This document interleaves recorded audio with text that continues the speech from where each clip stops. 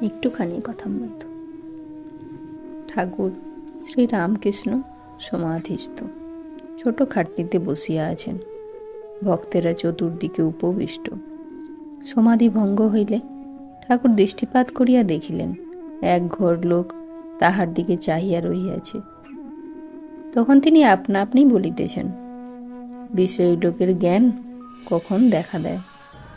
একবার দীপশিখার ন্যায়, না সূর্যের একটি কিরণের ন্যায় ফুটো দিয়ে যেন কিরণটি আসছে।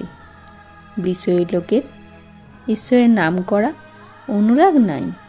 বালক যেমন বলে, তোর পরমেশ্বরের দিব্যি, খুড়ি জেঠির কোন্দল শুনে শিখেছে। বিষয় লোকেদের রোগ নাই, হলো হলো, না হলো না হলো। জলের দরকার হয়েছে, কূপ খুঁড়ছে, খুঁড়তে খুঁড়তে যেই পাথর বেরোলো অমনি সেখানটা ছেড়ে দিলে, আবার অন্য জায়গায় খুঁড়তে গেল। যেখানে খুঁড়তে আরম্ভ করেছে সেখানেই তো খুঁড়বে, তবে তো জল পাবে। জীব যেমন কর্ম করে তেমনি ফল পায়। আমি আর আমার অজ্ঞান বিচার করতে গেলে যাকে আমি আমি করছো, দেখবে তিনি আত্মা বই আর কেউ নয়। বিচার করো, তুমি শরীর না মাংস না আর কিছু, তখন দেখবে তুমি কিছু নও, তোমার কোনো উপাধি নাই। তখন আবার আমি কিছু করি নাই, আমার দোষ নাই, গুণও নাই, পাপও নাই, পুণ্যও নাই। এটা সোনা, এটা পেতল, এর নাম অজ্ঞান। সব সোনা, এর নাম জ্ঞান। ঈশ্বর দর্শন হলে বিচার বন্ধ হয়ে যায়। ঈশ্বর লাভ করেছে অথচ বিচারও করছে, তাও আছে। কেউ ভক্তি নিয়ে তার নাম গুণগানও করছে, এমনও আছে। তিনিই সব হয়েছেন, তবে মানুষে তিনি বেশি প্রকাশ। যেখানে শুদ্ধ সত্য বালকের স্বভাব, হাসে কাঁদে নাচে গায়, সেখানে তিনি সাক্ষাৎ বর্তমান। কাল ঘরে প্রবেশ করেছে, তার নাম রূপ অস্ত্র লয়ে যুদ্ধ করতে হবে। তিনিই কর্তা। আমি বলি, যেমন করাও তেমনি করি, যেমন বলাও তেমনি বলি। রাবণ বধ হলো, লক্ষণ দৌড়িয়ে গিয়ে দেখলেন, দেখেন যে হাড়ের ভেতর এমন জায়গা নাই যেখানে ছিদ্র নাই। তখন বললেন, রাম, তোমার বাণীর কি মহিমা! রাবণের শরীরে এমন স্থান নাই যেখানে ছিদ্র না হয়েছে। তখন রাম বললেন, ভাই, হাড়ের ভেতর যেসব ছিদ্র দেখছো ও বাণের জন্য নয়, শোকে তার হাড় জর্জর হয়েছে। ওই ছিদ্রগুলি সেই শোকের চিহ্ন, হাড় বিদীর্ণ করেছে। তবে এসব অনিত্য, গৃহ পরিবার সন্তান দুদিনের জন্য, তাল গাছই সত্য।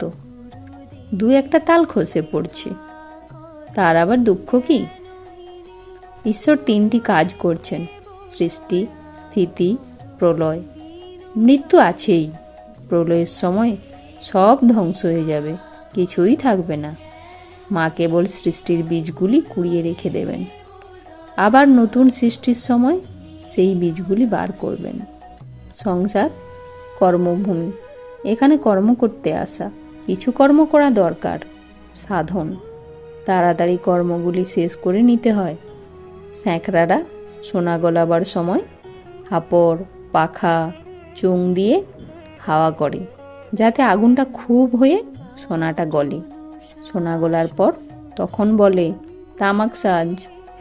এতক্ষণ কপাল দিয়ে ঘাম পড়ছিল, তারপর তামাক খাবে। খুব রোগ চাই, তবে সাধন হয়। তার নাম বীজের খুব শক্তি, অবিদ্যা নাশ করে। বীজ এত কোমল, অঙ্কুর এত কোমল, তবু শক্ত মাটি ভেদ করে, মাটি ফেটে যায়। কামিনী কাঞ্চনের ভেতর থাকলে মন বড় টেনে লয়, সাবধানে থাকতে হয়। ত্যাগীদের অত ভয় নাই। ঠিক ঠিক ত্যাগী কামিনী কাঞ্চন থেকে তফাতে থাকে। তাই সাধন থাকলে ঈশ্বরে সর্বদা মন রাখতে পারে। যারা সর্বদা ঈশ্বরে মন দিতে পারে, তারা মৌমাছির মতো কেবল ফুলে বসে মধু পান করে।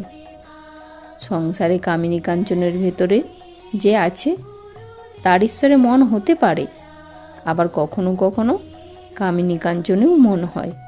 যেমন সাধারণ মাছি সন্দেশেও বসে, পচা ঘায়েও বসে। ঈশ্বরদের সর্বদা মন রাখবে। প্রথমে একটু খেটে নিতে হয়। গাছ যখন ছোট থাকে ওই বেড়া দিতে হয়, না হলে ছাগল গরুও খেয়ে ফেলে।